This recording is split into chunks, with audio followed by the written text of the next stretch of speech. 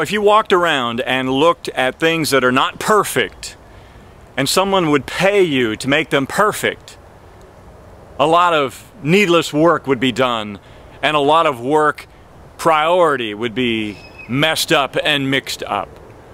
You know, for instance, if you went downtown and decided to move old, chemically changed bubble gum off the streets, and someone paid you $18 an hour to do it, you could do that the rest of your days.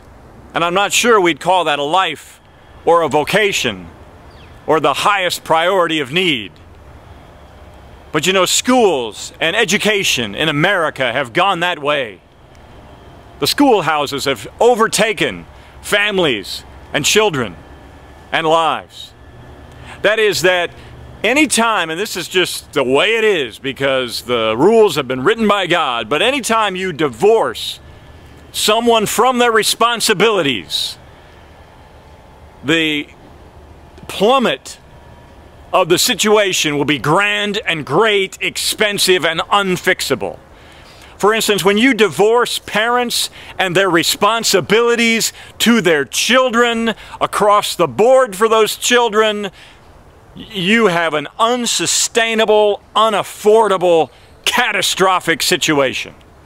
And just as the bubblegum examples, educators and schools, governments that run them, come up on a scene and see unparented children and decide, aha, we can supplement here, supplement there. We can help here and help there. And the more we help and the more we give and the more we fix, the more money we get. And eventually it's like, fill this form out and fill that form out and get free lunch and get free breakfast and come early and stay late and we'll pick you up and we'll drop you off and we'll dust you off and we'll prepare you and we'll basically take over your life because your parents have abandoned you. See, that's what's really going on, and it is very, very expensive because there is no price at which parenting can be set. But an effort is being made. And it's a schoolhouse takeover of the family. And it is wrong. And the reason we can see that it's not going well, for the numbers don't change. The test scores don't change. The dropout rates are still bad. The crime rate is still horrible. The reason is because God has cursed this all the way back at the beginning when parents were divorced, in many cases willingly and gladly, or worse yet, obliviously, from their responsibilities to parent their children. And schools have jumped in to try to obviate the need for parents to wake up and get a clue.